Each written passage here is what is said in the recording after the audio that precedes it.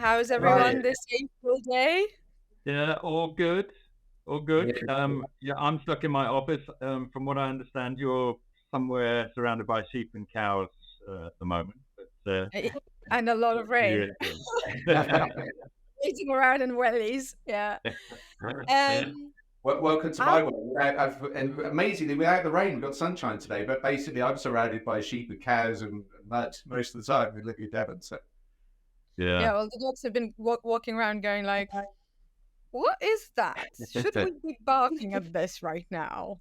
And watching them. The closer the sheep get to the fence, the more they get agitated. yeah. But, Yeah. um, So the other day was the BFA Power Hour, and we were talking about multi-unit franchisees, and that made me think about a sort of related but slightly separate subject of franchisee support and being part of a franchise network, and the fact that sort of sometimes somebody joins a franchise network, and to me, one of the big advantages of being part of the network is the fact that you have a network and the fact that there are so many other franchisees, some ahead of you, obviously, some might be on the same sort of in the same stages. And some franchisees are really good at making the most of that network and interacting with their fellow franchisees. And others sort of not so much. And I was wondering, especially with your experience, Tim, whether there is sort of, what strategies can franchisors employ in order to encourage that, that integration between franchisees and working more collaboratively together. Yeah. Great, great question, Great, Nat. great. Tim's on there. I love as well. So great topic. Yeah. Yeah, no, absolutely. The challenge is that these episodes are only half an hour long, so let's have a chat around it, and I'm sure that we'll sort of get maybe 5% in or something. But yeah, you're absolutely right. So the word support in franchising is loosely thrown around, supporting franchisees, providing them with support, etc., etc. I remember when I was a franchisee many years ago, and franchisees would comment to the franchisor about the support that they were getting or weren't getting, etc., etc. The franchisor was savvy enough to sit a load of us down and say, okay, what does support mean to you? And everybody has a different answer.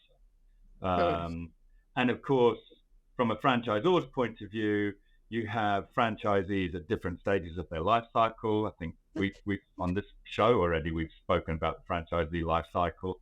That's complex in its very nature. So you've got things like where are franchisees in their life cycle, personalities of each franchisee, the expectations of the business model. There's so many different facets to it, and yet what happens is that generally a support structure is created, a form of support structure is created within a franchise network, which is designed a bit like the business model. It's in a box and it's structured to fit everybody, but actually it really is a lot more complex than that.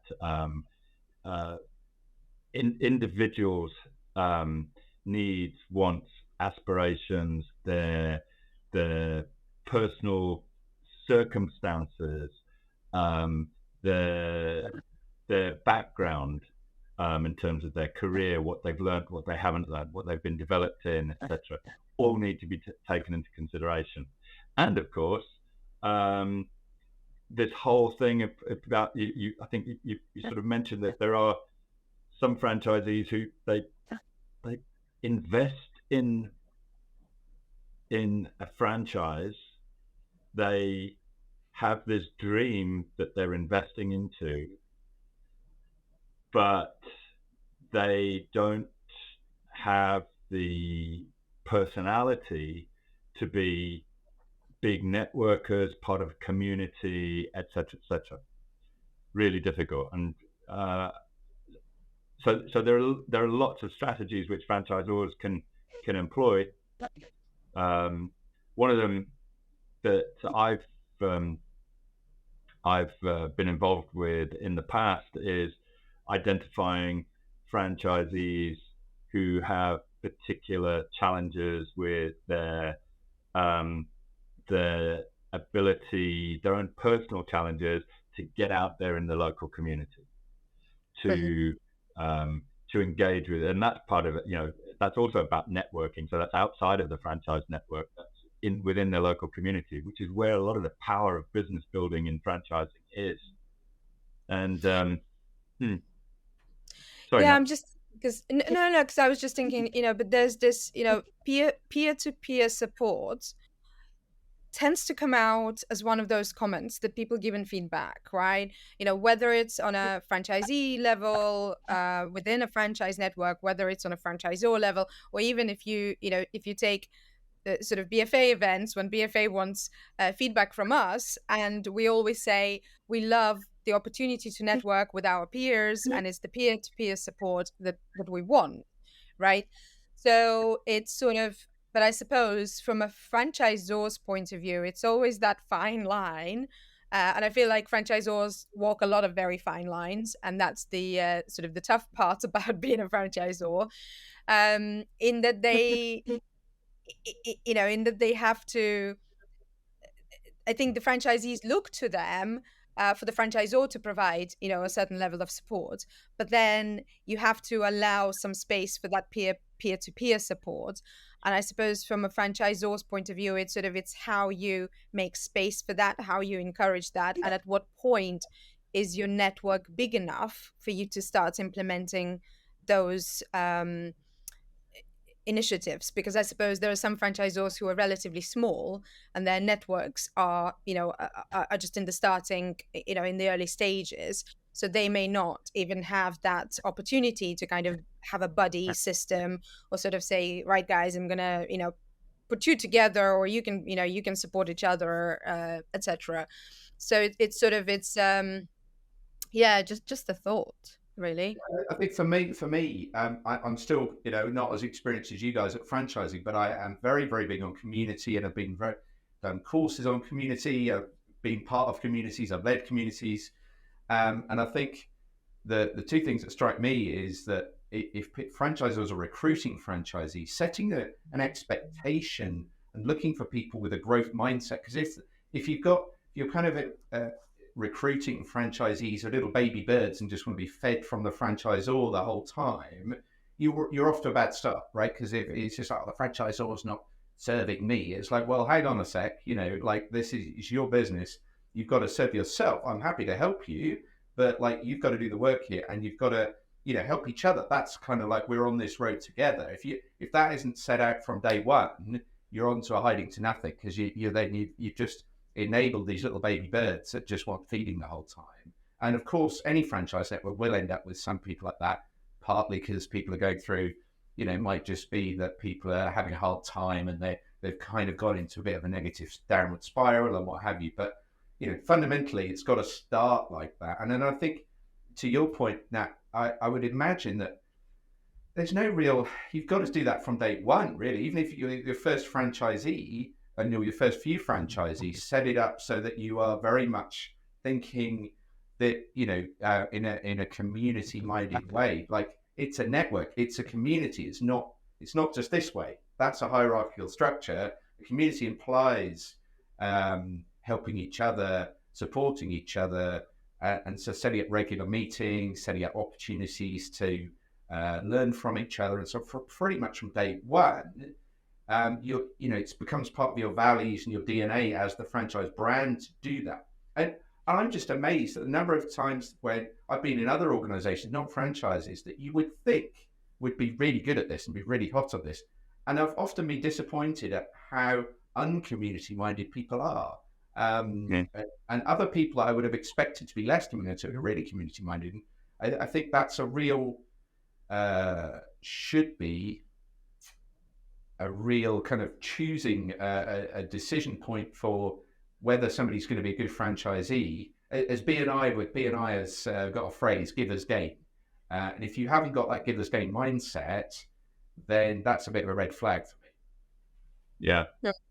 I think already we've unpacked some of the complexities around the whole function of support.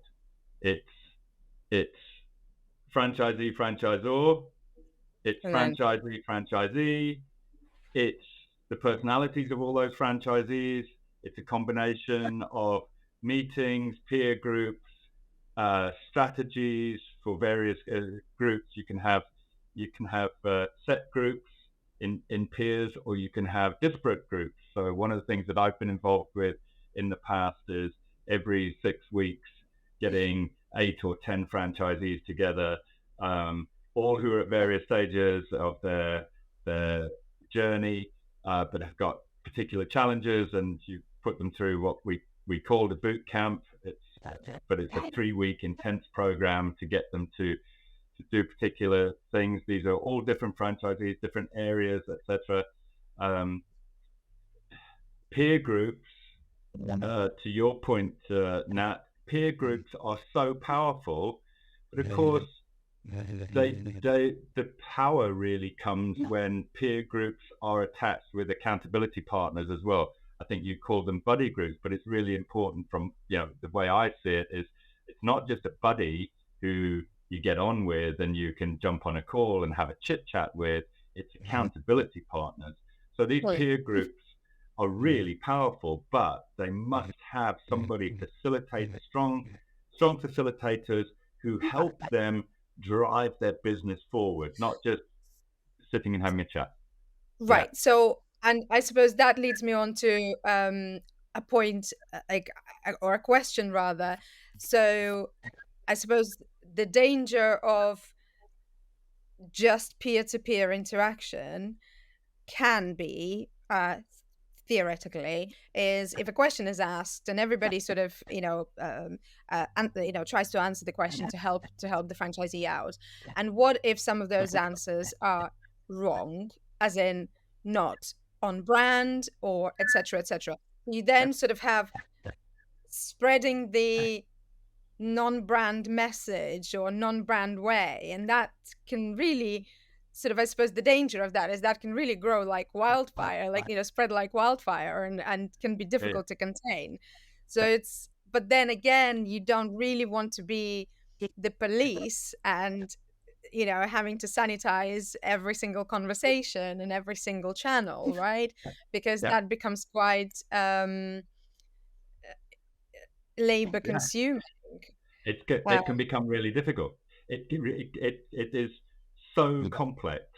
At the end of the day, franchisors have to have an input, and they have to not lay down the rules. They have to put an infrastructure together, an infrastructure which is designed at whatever type of peer group it is, whatever level of franchisees it is, an infrastructure which is designed to drive results without compromising the business model. And so things like KPIs, reporting structures, there has to be a commitment within each of these peer groups that they are committed to particular behaviors. But at the end of the day, they should be facilitated. And each we're getting into an area talking about peer groups where again, franchisees from different parts of their life cycle will behave differently within a peer group. So peer groups are important, but they're also not the answer to every problem in every franchise network. If I could just throw in there one other thing as well about when you said earlier, franchisors which are in early stages of growth, I would argue that at franchisee number one, they should be thinking about what the future looks like in terms of their support, because it's so easy to let things run away in those early days. and then you end up with 15 franchisees all running around the countryside doing whatever they want to do, and then you've got to try and pull it all back in. The relationship between franchisee and franchisor tends to change quite dramatically at that stage. So again, it's a very, very complex subject and very complex needs across the network. And you know what? I am absolutely convinced, and have been for many years, that somewhere in the region of 50 to probably 75% of potential revenue across networks is lost or not being harvested because you've got this massive need for support, but it is so complex to actually get it right. I can We're well not believe asking many questions. We're not getting to the answers, but because it is so complex. I think to your point now as well, that I've often heard it said, you'd rather have people being annoyed, or however you want to express that, backstabbing or whatever in your garden. If the kids are going to misbehave, you'd rather misbehaving in your garden than somebody else's. And so, because they're going to, franchisees aren't stupid. They're going to find ways of talking and moaning and whatever, and giving feedback to each other. This is 2024. There are many ways to set up their own WhatsApp groups and so on. You'd much rather than doing that in your garden, and if you're also kind of waiting for that feedback and just letting them start to feedback themselves, it's probably too late. You should be, people need to be asking what's going wrong, how are you finding stuff, how can we support you, to your point, Tim, far earlier, so that any questions, any concerns are coming up. Totally different scenario, but my kids' school fell apart. Their middle school, primary school fell apart because everything was going really well with the Ofsted inspection. And then the school realised that they hadn't had parental feedback. They were supposed to get this parental feedback. And they sent out this rather terse email because some, admin person who didn't really know about communication sent it out. Oh, please, could you just give your feedback? All the parents then put the boot in, and the school fell apart. They got a really bad rating, and everybody, most of the staff left, and the head was last. And basically, because they hadn't asked for feedback all the way through, so they couldn't solve all those parental problems. And the parents were like, right, we finally got our chance to, have our say, just at the wrong point, and the whole school fell apart because they asked for that feedback way too late.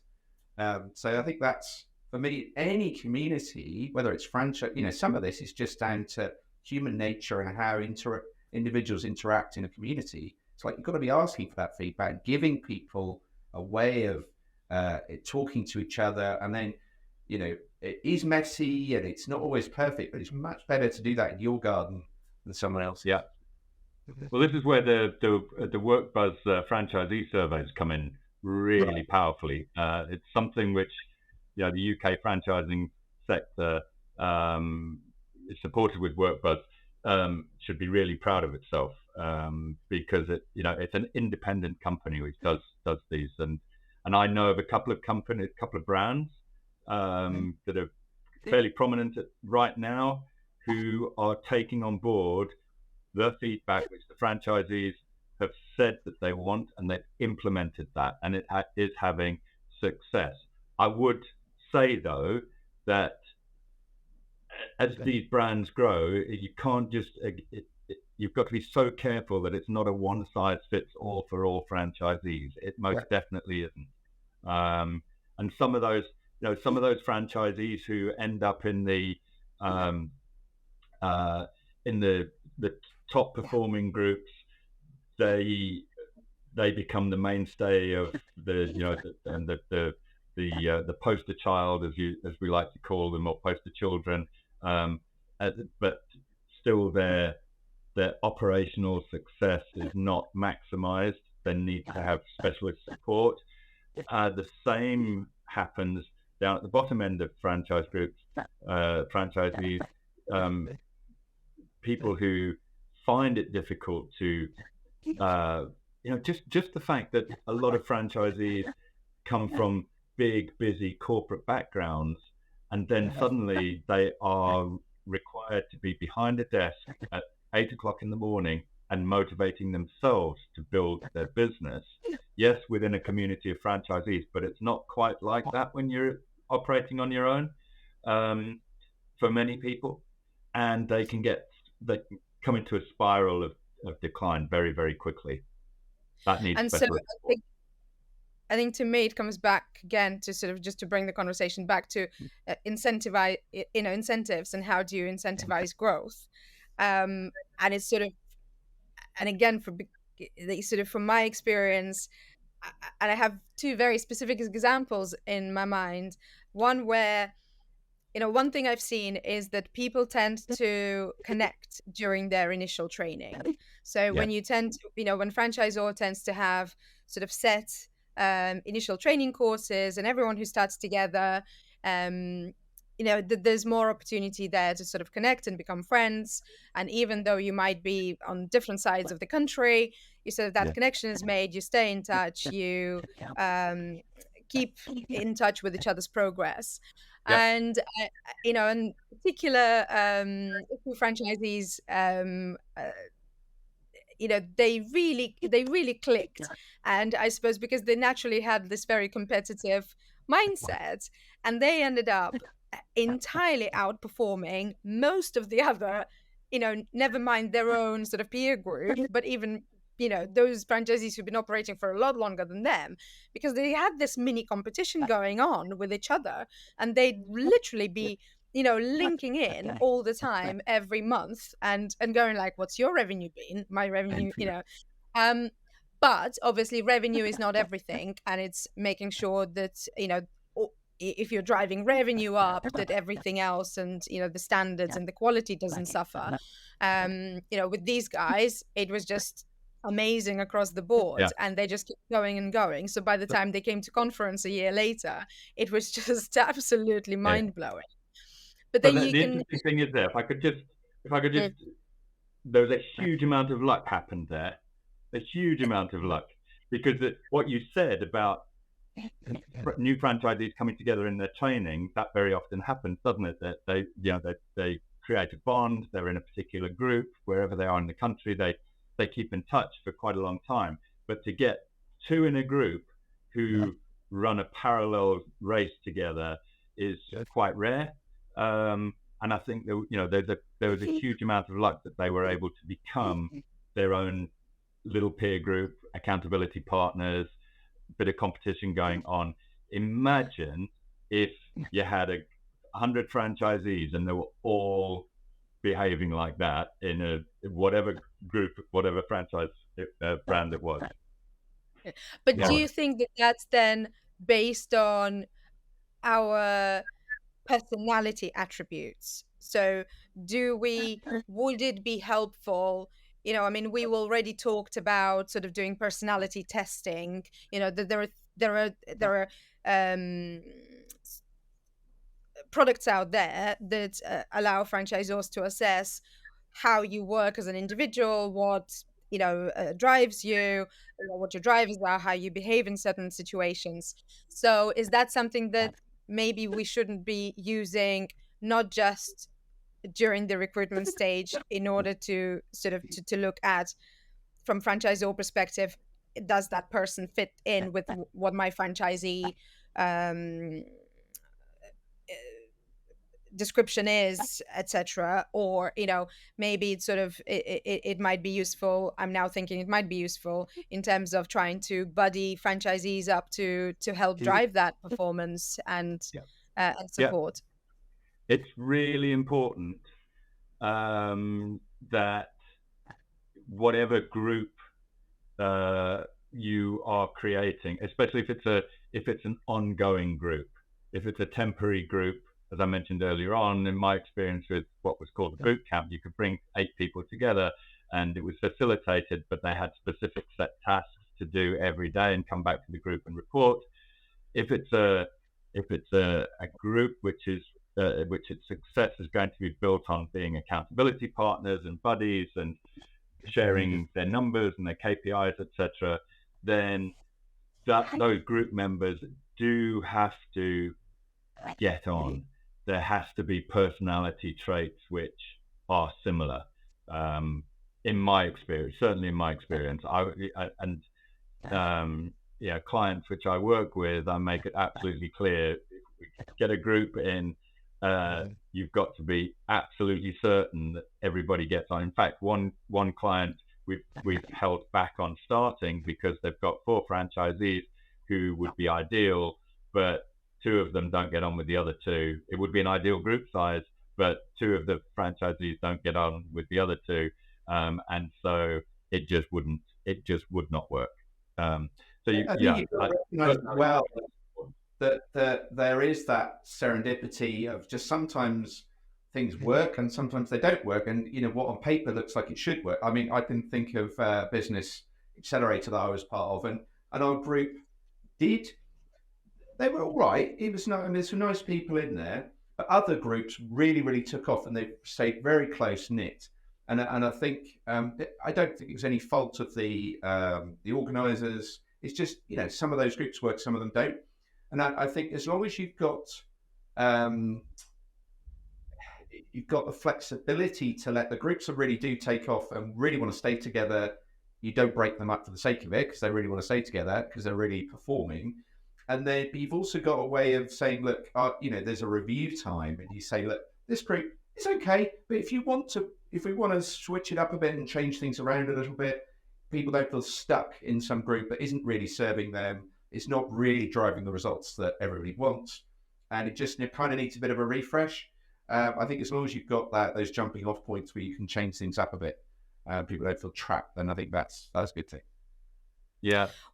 What about the effectiveness of incentive schemes driven by franchisors? Again, Tim, I was just wondering, what have you seen works better, or are there any sort of top ones that you think work best? So when you say incentive schemes, rewards for things like award programs, or I found it in one particular brand that I worked with, and this is not an uncommon thing. I found it quite sad that we created a top level reward for the highest revenue earners in the network, etc. And it was the same people every year. There were people below there who said, I just can't achieve that, so I'm not interested. This is not for me. And so because you've got different aspiration levels as well.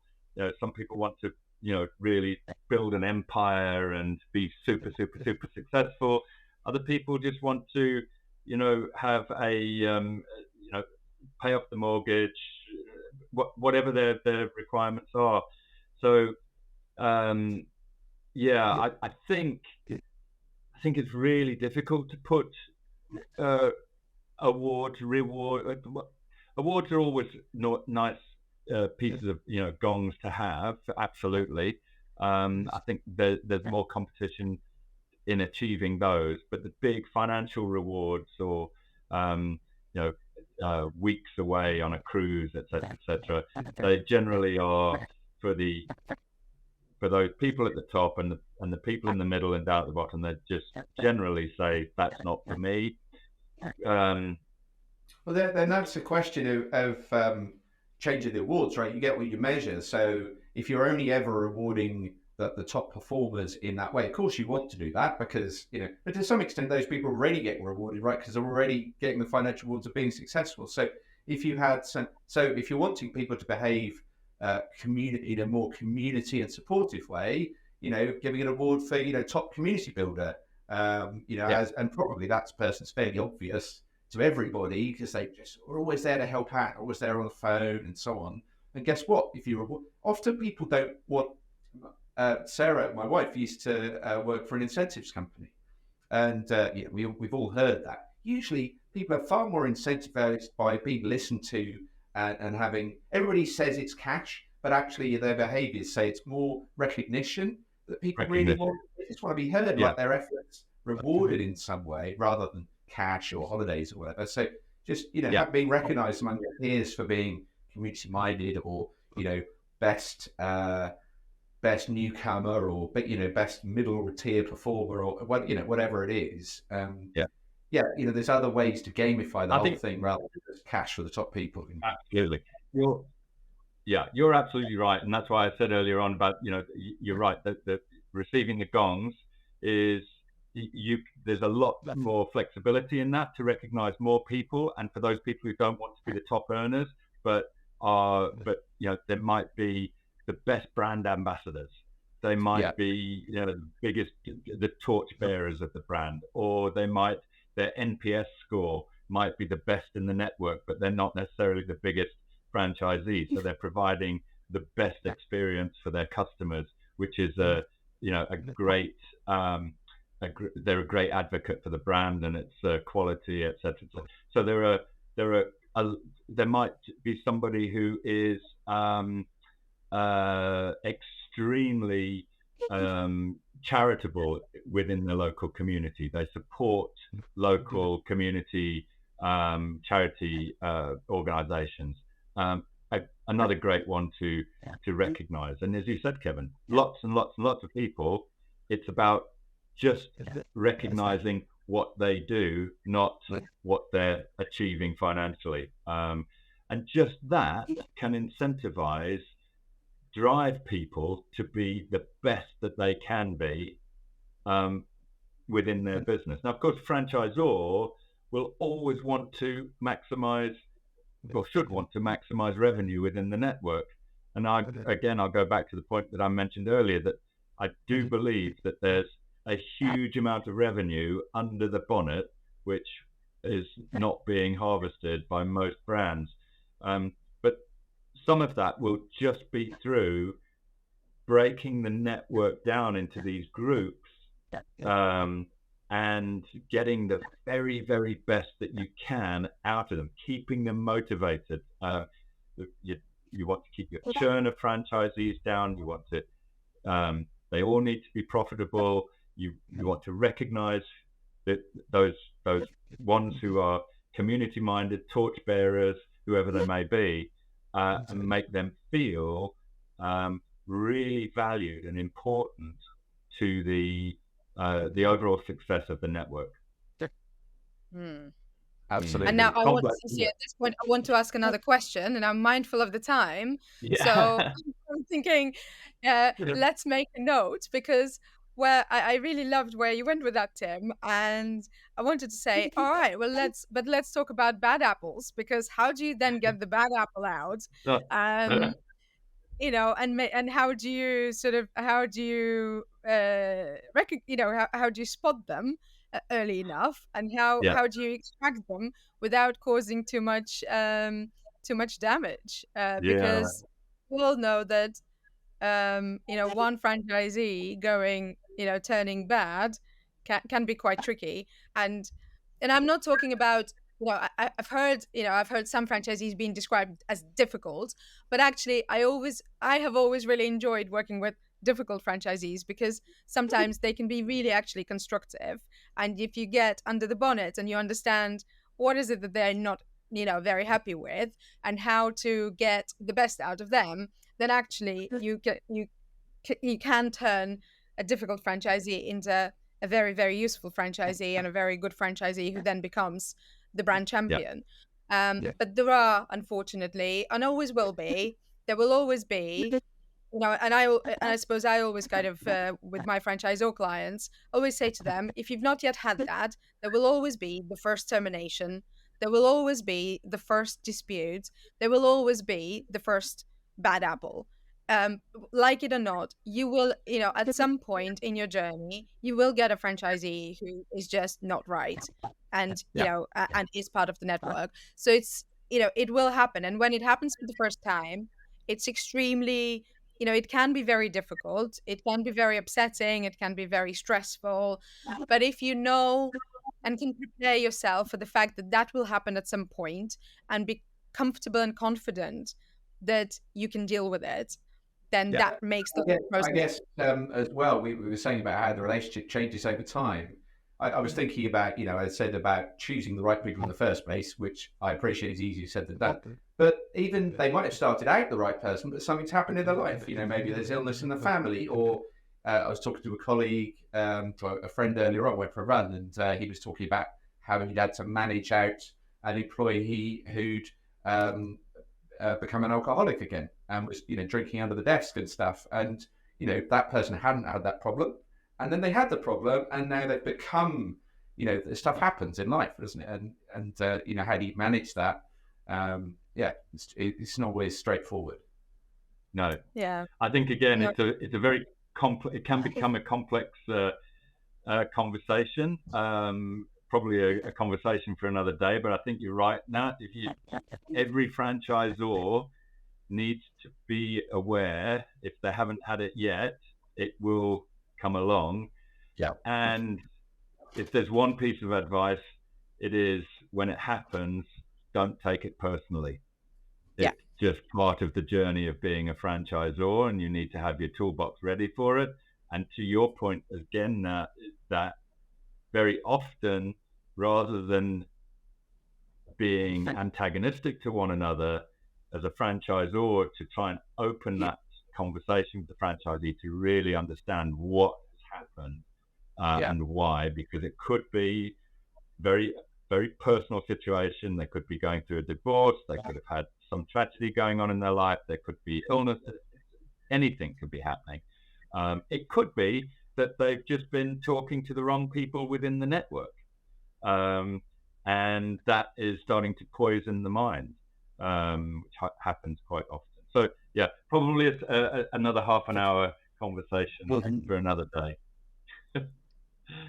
I think get back to the picking people in the right people in the first place. That having that, if you've got people in your network who just don't have a growth mindset, guess what? Don't be surprised when they don't grow later on. And I think there's some quite easy things you can do to spot. We've mentioned personality testing and so on, but I find the number of people who a good way to spot whether somebody's got a growth mindset. You recommend a book or a podcast.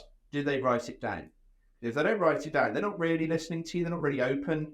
At least kind of, are they the sort of person that does you the courtesy of making it look like they're listening to you, if nothing else, right? Yeah. If they don't write it down, good indication. They're not. They don't have growth mindset. Yeah. Good tip to end on, Kevin. Because recruiting the right franchisees is another subject, which can open up a whole lot of can of worms across the sector and conversations, because it's like it's one of these perennial conversations, isn't it? Trying to find the right people. Again, another conversation I would think for another episode. Yeah. Well, listen, guys, enjoy the exhibition. I am not going to be there, and cannot wait to hear all about it when you guys get back. Yes, I'm expecting a full report. I think it's going to be good. I believe that by the time this episode goes out, we will all know about it. But the franchise social on the night before, hosted by Ed Purnell, there's nearly 100 people registered for it, so that's going to be rather a busy one, I think. Have fun. Yeah, enjoy the rest of your holiday, Nat. Been really good talking. Thanks to you guys. Yeah, thank you. Been a great conversation. Yeah, you too. Bye. Cheers. Bye.